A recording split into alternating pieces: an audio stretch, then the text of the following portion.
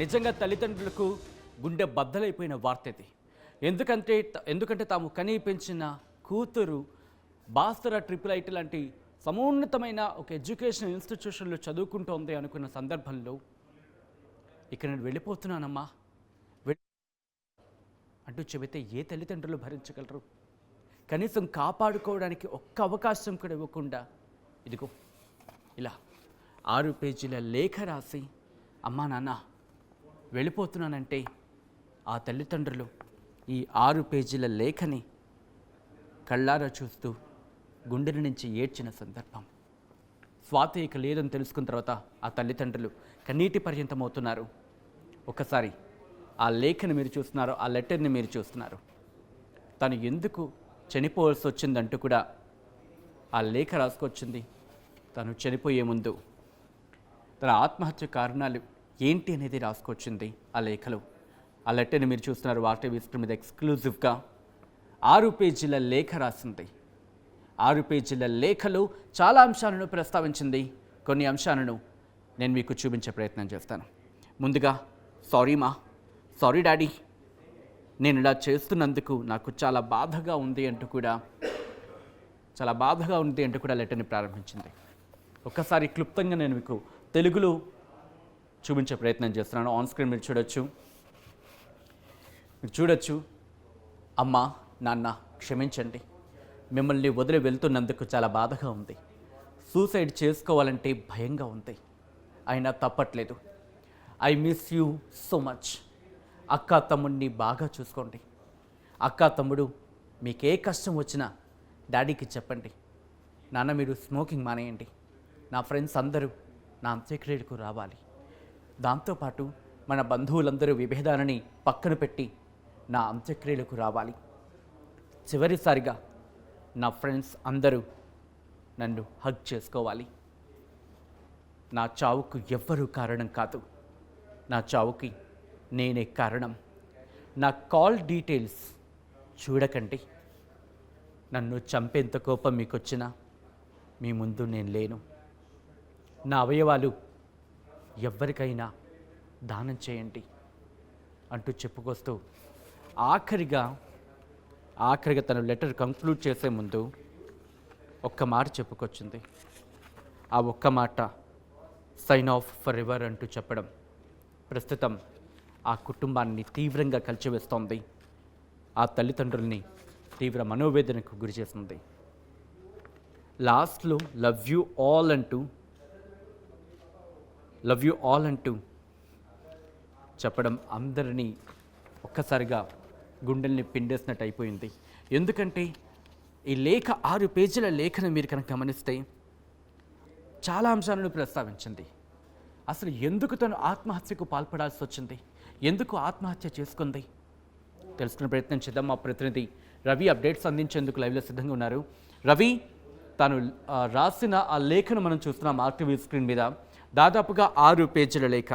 Sorry daddy, నేను ఇలా చేస్తున్నందుకు నాకు చాలా బాధగా ఉంది. ఎందుకు మనసు ఒప్పట్లేదు మమ్మీ, నాకు ఎప్పుడు చూసినా చచ్చిపోవాలి అనిపిస్తుంది. ఎందుకో చాలా భారంగా ఉంది మా అంటూ ఆ లేఖలో చెప్పుకొచ్చింది. రైట్, ఒక్కసారి మా ప్రతినిధి రవి దగ్గరికి వెళ్ళే ప్రయత్నం చేస్తున్నాను. రవి, ఈ లేఖకు సంబంధించి 6 పేజీల లేఖ, తల్లిదండ్రులు ఏమంటున్నారు, యాజమాన్యం ఏమంటుంది? సత్యన్, హృదయ విదారకమైన ఆత్మహత్య లేఖ కాస్త సంచలనం రేపింది. స్వాతి ఆత్మహత్య లేఖ సంచలనంగా మారిందని చెప్పుకోవాలి. కన్నీళ్లు పెట్టిస్తున్న లేఖను కనుక చదివితే కన్నీళ్లు పెట్టిస్తుంది. 6 పేజీల లేఖ ఆర్టీవీ చేతిలో ఎక్స్క్లూజివ్గా ఇప్పుడు స్క్రీన్ పై చూస్తున్న పరిస్థితి. అయితే అమ్మా నాన్న నన్ను క్షమించండి, నేను ఈ లోకాన్ని వదిలి వెళ్ళిపోతున్నానని చెబుతూ కన్నీటితో లేఖ రాసిన పరిస్థితి కనబడుతుంది. ఆ లేఖ చదువుతూనే మనకు కనబడుతుంది. అయితే ప్రధానంగా తండ్రిని ఉద్దేశించి నాన్న స్మోకింగ్ మానేయి అని మళ్ళీ చెబుతున్నాను, నాన్న స్మోకింగ్ మానేయండి అంటూ ఆ లేఖలో పేర్కొన్న పరిస్థితి. బంధువులు భేషజాలు వదిలి నా అంత్యక్రియలకు అందరూ రావాలని చెప్పిన పరిస్థితి కనబడింది. విభేదాలు కుటుంబంలో ఎన్నున్నా నా అంత్యక్రియలకు ఖచ్చితంగా రావాలని ఆ లేఖలో రాసిన పరిస్థితి. మరో విషయాన్ని రాసింది, అది బరువెక్కిన గుండెతో చదివే వాళ్ళు కూడా ఒక రకంగా కన్నీళ్లు పెట్టిస్తుంది. బాసర ట్రిపుల్ ఐటీలో PUC సెకండ్ ఇయర్ చదువుతున్న ఆర్మోర్కు సంబంధించిన అమ్మాయి ఏదైతే ఉందో ఆ ప్రధానమైన లేఖలో బాసర ట్రిపుల్ ఐటీలో తన క్లాస్మేట్స్ అందరూ కూడా చివరి స్థాయిగా ఇటు అంత్యక్రియలకు హాజరు రావాలని చెప్పిన పరిస్థితి. అదేవిధంగా తనను చివరిసారిగా హక్ చేసుకోవాలని ఆ లేఖలో పేర్కొన్న పరిస్థితి అయితే కనబడింది. ఇలా ప్రధాన అంశాలను దాంట్లో పొందుపరిచే ప్రయత్నం చేసింది. అక్క తమ్ముడికి బాగా చూసుకోమంటూ ఆ లేఖలో పలు అంశాలు పలు రకాలుగా చెప్పిన పరిస్థితి. తమ్ముడు ఏదైనా సమస్య వస్తే డాడీకి చెప్పండి, డాడీ సమస్య పరిష్కారం చేస్తాడు అని చెబుతూ ప్రధానంగా లేఖలో రాసిన పరిస్థితి కనబడింది. దీంతో పాటు పలు అంశాలను ఆ లేఖలో పొందుపరిచిన పరిస్థితి కనబడుతుంది. చనిపోవాలంటే నాకు చాలా భయంగా ఉంది, కానీ తప్పట్లేదు, నేను చనిపోతున్నాను అని దాంట్లో రాసిన పరిస్థితి. ఇలా పలు రకాల వర్డ్స్ అందరినీ ఒక రకంగా కన్నీళ్లు పెట్టిస్తున్న పరిస్థితి. అటు బాసర ట్రిపుల్ ఐటీలో కూడా ప్రధానంగా విద్యార్థులందరూ కన్నీళ్లు పెడుతున్నారు. ఆ లేఖ అంశం సంబంధించి ప్రధానంగా తెలుసుకొని బాధపడుతున్న పరిస్థితి కనబడుతుంది. అయితే ఈ అంశంలో కొంత వీసీ గోవర్ధన్ కూడా ప్రధానంగా తెలుసుకునే విషయం ఏంటి, ఎందుకు ఇలాంటి పరిస్థితికి పాల్పడవలసి వచ్చిందనే కోణంలో అటు దర్యాప్తు చేస్తున్న పరిస్థితి. ఇప్పటికే ఆర్టీఓ అక్కడే ఉండి పంచనామా నిర్వహిస్తున్న పరిస్థితి. వాస్తవాలు ఏంటి అనే కోణంలో ఇటు జిల్లా కలెక్టర్ ఆధ్వర్యంలో ఆర్టీఓ అక్కడే ఉండి ఆ ప్రధాన అంశాలు చూస్తున్నారు. మరోపక్క జిల్లా ఎస్పీ జానకి శర్మిల కూడా ప్రధానంగా ఏ అంశాలు అంటే ఎందుకు ఇలా మారవలసి వచ్చింది, ఎందుకు మానసికంగా అమ్మాయి అధైర్యపడింది, అసలు విషయం ఏంటి అనే కోణంలో ఇటు దర్యాప్తు చేస్తున్నారు. వాస్తవాలు ఏంటి అనే కోణంలో కూడా దర్యాప్తు చేస్తున్న పరిస్థితి. వాస్తవంగా ఒక నిర్ధారణకైతే వచ్చారు. ప్రధానంగా కుటుంబ కలహాలే దీనికి ప్రధాన కారణమని ఒక నిర్ధారణకు వచ్చినట్టు మనకైతే తెలిసింది. ఇదే కోణంలో కొంత దర్యాప్తు కూడా జరుగుతున్నట్టు ఈ 6 పేజీల లేఖ అంశంలో చాలా సీరియస్ గా పరిశీలిస్తున్నట్టు తెలిసింది. ముఖ్యంగా తల్లిదండ్రులను ఉద్దేశించి కొన్ని ముఖ్యమైన అంశాలు అంటే ఇక్కడ ఒక మాట తను ప్రస్తావించడం జరుగుతుంది. ఇక్కడ నేను డిప్రెస్డ్గా ఉన్నా, నిన్నటి దాకా బస్ ఇక్కడ ఈ పదం నేను ఉపయోగించిన, ఎందుకంటే సూసైడ్ కండిషన్స్ బట్టి ఇక్కడ యూట్యూబ్ కండిషన్స్ బట్టి బలవాన్ మరణానికి సంబంధించి అంటే భయమైంది, కానీ ఈరోజు అంటూ కూడా నాకు కొన్ని అంశాలను ప్రస్తావిస్తూ ఇక్కడ డిప్రెస్డ్ అనే పదం తను ఉపయోగించడం జరిగింది. అంటే తను ఇక్కడ డిప్రెషన్లో ఉంది అనేది అర్థమవుతోంది. ఈ విషయాన్ని ఏమైనా పరిగణలోకి తీసుకుంటున్నారా, అంటే కారణం ఎవరు ఏమిటి అనేది? సచిన్, ప్రధానంగా 6 పేజీల లేఖే ఇప్పుడు ఒక బ్రహ్మహస్తంగా మారింది. ఎందుకోసమని ఈ ఆత్మహత్య చేసుకోవాల్సిన పరిస్థితి ఏర్పడింది. ఇంత బ్రిలియంట్ స్టూడెంట్, ఇంత చాకచక్యమైన స్టూడెంట్స్, బాసర ట్రిపుల్ ఐటీ లాంటి యూనివర్సిటీలో సీటు సంపాదించిన స్టూడెంట్ ఎందుకు ఆత్మహత్య చేసుకోవాల్సి వచ్చిందనే కోణంలో కూడా పోలీసులు దర్యాప్తు చేస్తున్న పరిస్థితి. ఇటు ఇంటెలిజెన్స్ కూడా ఆరా తీస్తున్న పరిస్థితి. ప్రధాన అంశాలు ఏమై ఉంటాయి, ఎందుకోసం ఇలా జరిగిందనే కోణంలో పక్కాగా దర్యాప్తు చేస్తున్నట్టయితే మనకు సమాచారం ఉంది. ఎందుకోసం ఇలా జరిగిందనే కోణంలో కొంత పూర్వపరాలు సేకరించే పనిలో కూడా పోలీసులు పడ్డారు. అయితే ఎక్కడైతే స్వగ్రామం ఉందో ఆ స్వగ్రామంలో కూడా కొంత ఆరా తీసే ప్రయత్నం చేస్తున్నారు. గతంలో కుటుంబ కలహాలు ఎందుకు జరిగాయి, ఎందుకు తమ్ముడు మాట్లాడకుంటున్నాడు, ఎందుకు బంధువులు మాట్లాడకుంటున్నారు, అసలు బంధువులు మాట్లాడకపోవడం వల్ల ఎందుకు స్వాతి డిప్రెషన్లకు వెళ్ళిందనే కోణంలో కూడా ఇటు విచారణ చేస్తున్న పరిస్థితి కనబడుతుంది. అయితే స్వాతి ప్రధానంగా లేఖలో పేర్కొన్న ప్రకారం నా చావుకు ఎవరు కారణం కాదు అంటూ ప్రధానమైన కొంత చెప్పే ప్రయత్నం దాంట్లో చేసింది.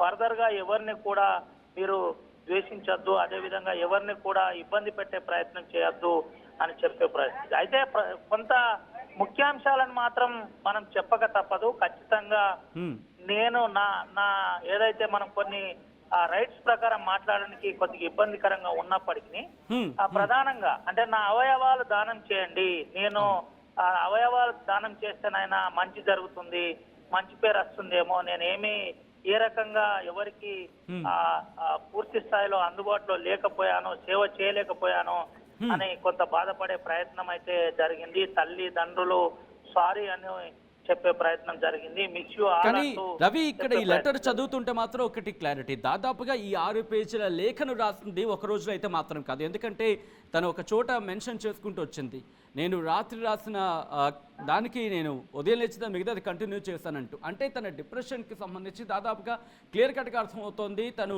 డిప్రెషన్తో ఉంది. At the same time night నుంచి మార్నింగ్ వరకు తను డెసిషన్ తీసుకోవడానికి టైం అయితే ఉండింది. అంటే ఇక్కడ తన అబ్జర్వేషన్ ప్రాపర్గా చేస్తుంటే బాగుండు, తన బహుశా మనసులో మాట బయటపడే అవకాశం ఉందనే చర్చ కూడా మనకు అక్కడ జరుగుతోందా?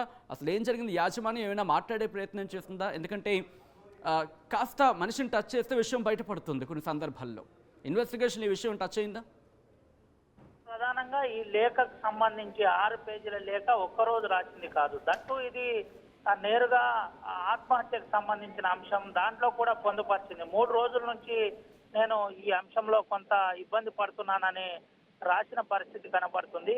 3 రోజుల నుంచి ఆ లేఖలో డే బై డే రాస్తూ వాస్తవాలు చెప్పే ప్రయత్నం కూడా స్వాతి చేసింది. అయితే దీంట్లో కొంత మేరకు అటు ఫ్రెండ్స్ కావచ్చు, అదేవిధంగా ప్రొఫెసర్స్ కావచ్చు, దీనికి సంబంధించిన అంశంలో కొంత జాగ్రత్తగా లేరు. అదేవిధంగా స్వాతిపై ఎటువంటి అనుమానం రాకపోవడమా, లేకపోతే ఇతరత్ర కారణం ఏదైనా ఉందా అసలు కానీ మొత్తానికి దీనికి సంబంధించిన అంశంలో ఓవరాల్ ఎపిసోడ్ లో స్వాతి క్లియర్ గా ఆత్మహత్య చేసుకోవాలని డిసైడ్ అయింది. ఆత్మహత్య చేసుకోవడానికి గల ప్రధాన కారణం ఏంటి అనే దాని మీదనే ఇప్పుడు దర్యాప్తు చేస్తుంది. కానీ నిజానికి 6 పేజీల లేఖలో ఒకవేళ నిజంగానే ఎటువంటి అనుమానం కనుక ఉంటే, ఏదైనా ఇబ్బందికరంగా ఉంటే ఒక లేఖనో మరుసటి రెండో లేఖనో ఉంటుంది తప్ప కుటుంబానికి సంబంధించిన పిన్ టు పిన్ అంశం ఉంది కాబట్టి పోలీసులు కూడా చాలా లోతుగా దర్యాప్తు చేస్తున్నారు. దీంట్లో ఎవరిని అనుమానించాలి, ఎవరిని అనుమానించద్దు, అసలు విషయం ఏంటి అనే కోణంలో ఇటు పోలీసు కూడా దర్యాప్తు చేస్తున్న పరిస్థితి అయితే కనబడుతుంది. ఓవరాల్ ఎపిసోడ్ లోనైతే ఇటు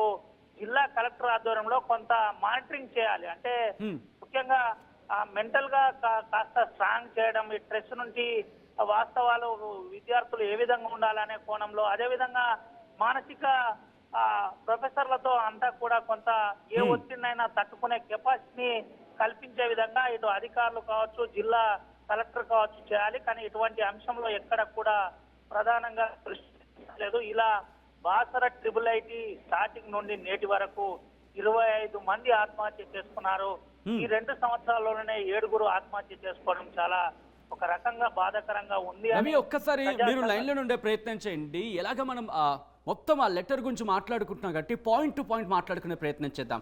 ఎందుకంటే నేను మీకు చూపించే ప్రయత్నం చేస్తున్నాను. ఇదిగో ఇది 6 పేజీల లేఖ. 1, 2, 3, 4, 5, 6 పేజీలు. 6 పేజీల లేఖలో ఆ లాస్ట్ లైన్ కూడా ఒకసారి క్లోజ్కి వెళ్ళే ప్రయత్నం చేద్దాం. క్లోజ్కి వెళ్ళే ప్రయత్నం చేసి నేను మీకు చూపిస్తాను తను రాసిన ఈ లెటర్ని. ఒకసారి క్లోజ్కి వెళ్దాం. ఇక్కడ నేను మీకు ఈ లెటర్ని, ఈ పాయింట్ నేను చూపించబోతున్నాను. ఈ పాయింట్ మీరు చూస్తే మీకు అర్థమవుతోంది. ఇంకా తను ఏదో చెప్పాలనుకుంటోంది. అంటే ఒక విద్యార్థినికి సంబంధించి ఎటువంటి ఇంపాక్ట్ ఉంటుంది, బలవాన్ మరణానికి పాల్పడింది అంటే ఏదో బలవాన్ మరణానికి పాల్పడిందని చెప్పి మాట్లాడుకోవడం కాదు. ఎందుకంటే ఇటువంటివి జరగకుండా ఉండాలంటే ఏం చేయాలనే దానికి బలమైన ఒక లైన్ ఇక్కడ ఇచ్చింది తను. బలమైన లైన్. ఆ లైన్ ఏంటి అనేది ఒకసారి మీకు చదివించే ప్రయత్నం చేస్తాను. ఇది మీరు చూడొచ్చు. ఏదో రాయాలని ఉంది, బట్ ఏం రాయాలో అర్థం కావట్లే. But I feel so empty. ఇదొక్క లైన్ సరిపోదా? తన మనసులో ఇంకా ఎంత ఉందో. 6 పేజీల లేఖ రాసింది. దీంట్లో చాలా పేర్లు, చాలా క్యారెక్టర్స్ ఉన్నాయి, చాలా పేర్లు ఉన్నాయి దీంట్లో. వాటన్నిటికీ మించి ఇదిగో ఏదో రాయాలని ఉంది, బట్ ఏం రాయాలో అర్థం కావట్లే. అంటే తను ఒక కన్ఫ్యూజన్ స్టేటస్లో ఉంది. అర్థమవుతోంది క్లియర్ కట్గా. దాంతోపాటు ఫ్యామిలీ అంశాలను ప్రస్తావిస్తోంది, తన ఫ్రెండ్స్ విషయాన్ని ప్రస్తావిస్తుంది, కాలేజ్ అంశాలను ప్రస్తావిస్తోంది, ఇలా దాంతోపాటు ఆన్లైన్ ఫ్రెండ్స్ గురించి ప్రస్తావిస్తోంది. అంటే ఇన్ని ఆస్పెక్ట్స్ తన చుట్టూ ఉన్నాయి. సో ఇటువంటి సినారియో 1 కాదు 2 కాదు, ఇలా చాలా పాయింట్లు ఉన్నాయి. ఈ అన్ని పాయింట్లు ఒకసారి నేను టచ్ చేసే ప్రయత్నం చేస్తాను. ఒకసారి ఆ లెటర్లో పాయింట్ టు పాయింట్ వెళ్ళి మాట్లాడుకునే ప్రయత్నం చేద్దాం.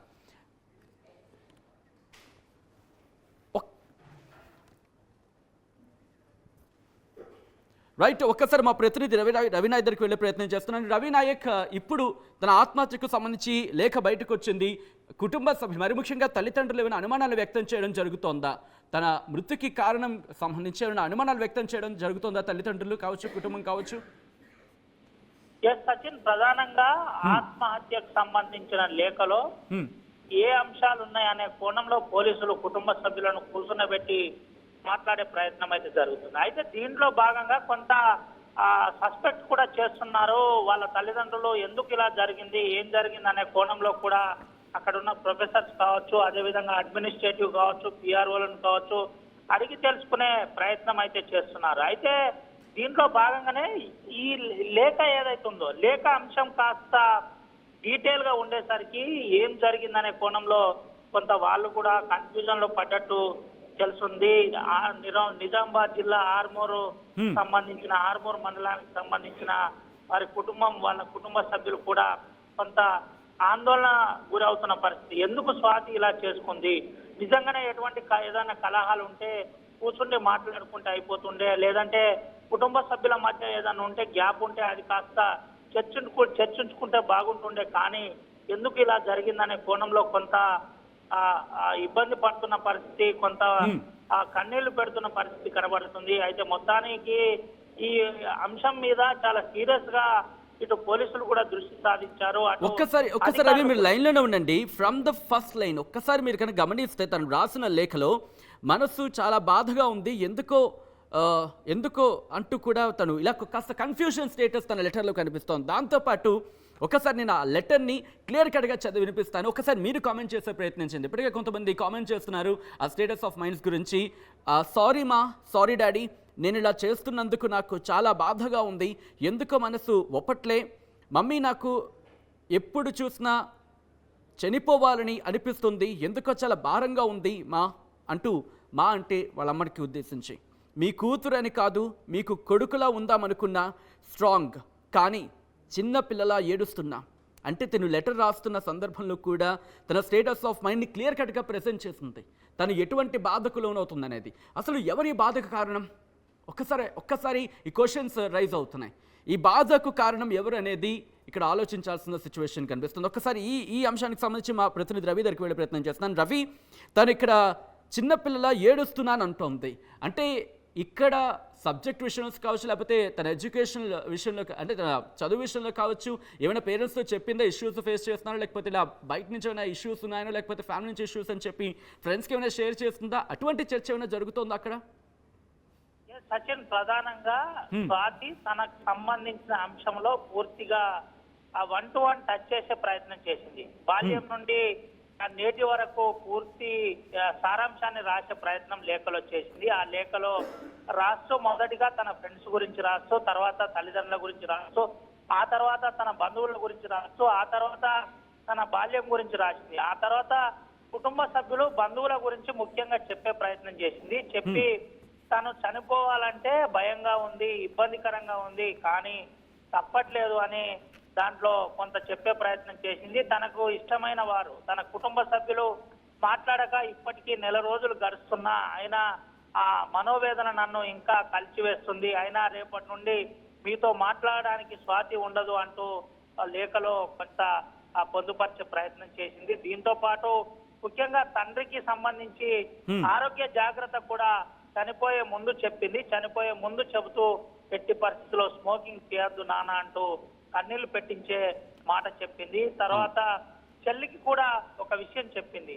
నా ఫోన్ తీసిన తర్వాత నాకు చాలా అక్కకి చెప్పింది, అక్కకి చెప్పే ప్రయత్నం చేసింది. నా ఫోన్ తీసిన తర్వాత చాలా మంది SMS పెడతారు, SMS పెట్టిన తర్వాత అంటే మనం కాపీ రైట్స్ ప్రకారం మాట్లాడకూడదు, కానీ కొన్ని విషయాలు చెప్పే ప్రయత్నం లేఖలో చేసింది. హృదయ విదారకమైన విషయాలు చెప్పే ప్రయత్నం చేసింది. దాంట్లో ప్రధానంగా ఫోన్ ఓపెన్ చేయగానే నాకు చాలా మెసేజ్లు వస్తాయి, అప్పుడు ఒక మెసేజ్ SMS పాస్ చేయి, ఇక స్వాతి మీకు అందుబాటులో లేదు అని ఒక మెసేజ్ పాస్ చేయండి అంటూ చెప్పే ప్రయత్నం చేసింది. ఫ్రెండ్స్ గురించి మాట్లాడింది, సంబంధించిన క్లాస్మేట్స్ గురించి మాట్లాడింది. ముఖ్యంగా దీంట్లో 1300 అప్పు తీసుకున్న విషయాన్ని కూడా పొందుపరిచే ప్రయత్నం చేసింది. ఆ విషయాన్ని కూడా నా ఫోన్ పేలో డబ్బులు ఉన్నాయి, వెంటనే నా అన్నకు ఇచ్చే ప్రయత్నం చేయండి అంటూ అక్కకు సూచించిన పరిస్థితి. అంటే ఈ లేఖ చూస్తే మనకు అర్థమైపోతుంది, కొత్త మానవీయ విలువలతో బరువెక్కిన గుండెతో ఇబ్బంది పడుతున్న స్వాతి రాస్తూ కన్నీళ్లు పెడుతూ రాసినట్టు మనకి ఈ లేఖలోనైతే కనబడింది. ఏది ఏమైనప్పటికీ స్వాతికి సంబంధించిన ఆత్మహత్య లేఖ చాలా సంచలనంగా మారిందని చెప్పుకోవచ్చు. చూసిన వారికి కూడా ఒక రకంగా చదివిన వారికి కూడా కన్నీళ్లు పెట్టినట్టు కనబడుతుంది. కన్నీళ్లు పెట్టిస్తుందని చెప్పక తప్పదు.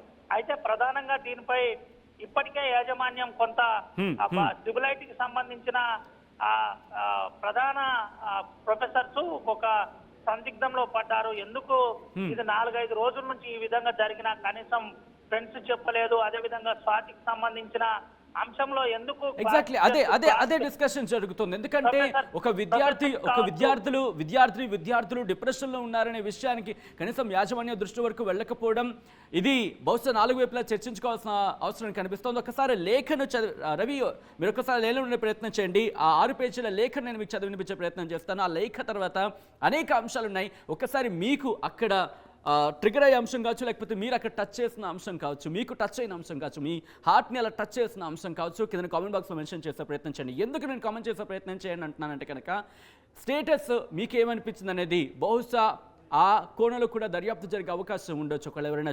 ఒకవేళ ఎవరైనా కామెంట్ని చూసే ప్రయత్నం చేస్తే కనుక పోలీసు ఉన్నతాధికారులకు సంబంధించి. సో 6 పేజీల లేఖను ఒకసారి నేను మీకు చదివినిపించే ప్రయత్నం చేస్తున్నాను. ఒకసారి మీ అభిప్రాయాన్ని కూడా కామెంట్ బాక్స్లో మెన్షన్ చేయండి. సారీ డాడీ, నేను ఇలా చేస్తున్నందుకు నాకు చాలా బాధగా ఉంది. ఎందుకో మనసు ఒప్పట్లే. మమ్మీ నాకు ఎప్పుడు చూసినా చనిపోవాలని అనిపిస్తుంది. ఎందుకో చాలా భారంగా ఉందిమా. మీ కూతురని కాదు, మీకు కొడుకులా ఉందామనుకున్నా స్ట్రాంగ్, కానీ చిన్నపిల్లలా ఏడుస్తున్నా. నా చావుకి ఎవరు కారణం కాదు, కాలేజ్ ఫ్రెండ్స్ అని ఎవరు కాదు.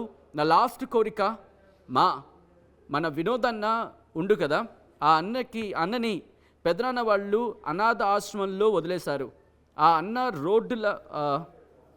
రోడ్ల మీద భిక్షం అడుగుతున్నాడు అంట.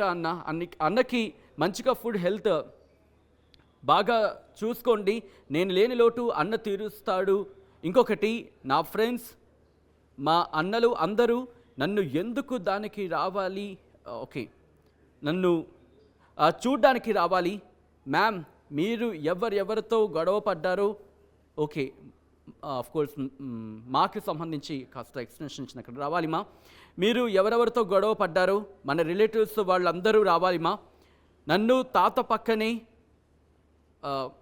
అక్కడ బహుశా కొంచెం మీకు కలవరపడే పదాన్ని పలకట్లేదు, కాస్త స్కిప్ చేస్తున్నాను. ఇక్కడ తాతతో ఉన్నట్టు ఉంటుంది, ఎందుకో తప్పు చేస్తున్నా అనిపిస్తోంది, కానీ నా వల్ల అవ్వట్లేమా. మన రిలేటివ్స్లో చాలామందితో మాట్లాడారు కదా, అందరితో మాట్లాడు మా. అక్క తమ్ముడు ఇలా వాళ్ళని బాగా చూసుకో. అక్క తమ్ముడిని వాళ్ళకి నచ్చిన స్టడీ జాబ్ చేయించు మమ్మీ. అక్కకి నచ్చిన పెళ్లి చేయండి. తమ్ముడికి హాస్టల్లో ఉండాలని లేదు, బయటనే వెయ్యు డాడీ నువ్వు స్మోకింగ్ మానేయాలి. అలాంటి తప్పులు చేయకుండా మంచిగా ఉండండి మమ్మీ. ఎలాంటి తప్పులు చేయకుండా అంటూ ఇక్కడ ఒకటి మనం ఆలోచించాలి. ఎలాంటి తప్పులు చేయకుండా మంచిగా ఉండండి మమ్మీ. మా 10th ఫ్రెండ్స్కి, ఆన్లైన్ ఫ్రెండ్స్కి, బాసర్లో ఉన్న ఫ్రెండ్స్ అందరూ రావాలి. నాకు క్లోజ్గా ఉన్నవాళ్ళు వచ్చి నన్ను లాస్ట్ టైం హక్ చేసుకోవాలి నేను చనిపోయాక. మమ్మీ నా వల్ల మీరు చాలా బాధపడతారు నాకు తెలుసు, బట్ నేను ఏం చేయలేకపోతున్నా మమ్మీ. నాకు దూరమైన నా ఫ్రెండ్స్కి, నాతో ఉన్న ఫ్రెండ్స్ అందరికీ I love you my fellows. నా ఫోన్ మా ఆన్లైన్ ఫ్రెండ్స్ మెసేజ్ చేయట్లే అని ఫీల్ అవుతారు అనుకుంటా. అక్క వాళ్ళకి మెసేజ్ పెట్టు. Swathi is no more, she is, ఇక్కడ నేను పదాన్ని స్కిప్ చేస్తున్నా, తను చనిపోయిందని మెసేజ్ పెట్టు. మంచిగా చదువుకో అక్క. అక్క నేను జస్సు అన్న ఒక 800 దాకా ఇవ్వాలి. నా ఫోన్పేలో ఉన్నాయి, నువ్వు ఇచ్చేయి అక్క, సరేనా. నా ఫోన్లో అన్నయ్య అని సేవ్ చేస్తుంది, సరేనా. సారీ అక్క, చెల్లిలా నీతో ఉందామనుకున్నా, కానీ 6th ఉన్నప్పటి నుంచి నువ్వు నాకు దూరంగానే ఉన్నావు. I miss you so much. ఇదొక అంశం లిటరల్గా మనం గుర్తుపెట్టుకోవాల్సింది. ఎందుకంటే రిలేషన్స్ బిల్డప్ చేయాలనుకున్నప్పుడు దూరమైన బాధ కూడా దీంట్లో వ్యక్తం చేస్తుంటాను. లవ్ యూ మమ్మీ, డాడీ, అక్క, తమ్ముడికి ఎలాంటి బ్యాడ్ హ్యాబిట్స్ అలవాట్లు అవ్వద్దు, ఓకేనా. అక్క నీకు ఏ ప్రాబ్లం ఉన్నా డాడీ మమ్మీకి చెప్పు, అర్థం చేసుకుంటారు. తిడతారని అనుకోకు, సరేనా. నా ఫ్రెండ్స్, నా ఫ్యామిలీ ఎవరు వచ్చినా నన్ను ఒక్కసారి హక్ చేసుకోండి. బ్రతికి ఉన్నప్పుడు ఎలాగో హక్ చేసుకోరు. తన గుండెల్లో చాలా పెయిన్ ఉంది, అర్థమవుతోంది. హక్ చేసుకోరు. ఇప్పుడైనా చేసుకోండి డాడీ, నువ్వు మాల వేసుకున్నావు హెచ్ఎస్యు, బట్ అయినా ఇలా చేస్తున్నా, తప్పట్లేదు, sorry. I love you everyone. తెలిసి తెలియక ఎప్పుడైనా ఎవరినైనా హర్ట్ చేస్తుంటే నా లైఫ్లో I am sorry and I love you all people. Mummy, నా బాడీ ఏ పార్ట్ అయినా డొనేట్ చేయగలిగితే చెయ్యు మా. ఈ పనికిరాని బాడీని దేనికైనా యూజ్ చేయండి అండి.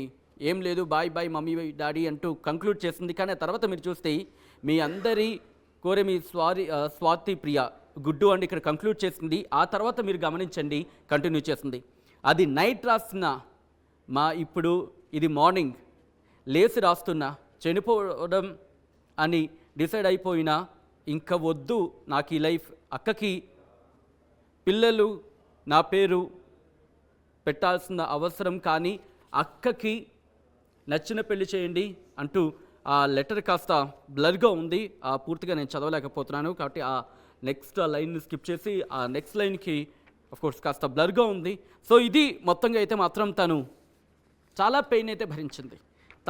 ఇన్ఫ్యాక్ట్ తన లెటర్లో చాలా పెయిన్ అయితే ఉంది, ఫ్యామిలీకి సంబంధించి, దాంతోపాటు రిలేషన్స్కి సంబంధించి. సో చూడాలి స్వాతి మరణానికి కారణం ఎవరు అనేది ఇన్వెస్టిగేషన్లో బయటపడే అవకాశం ఇక్కడ క్లియర్గా కనిపిస్తుందని భావించవచ్చు.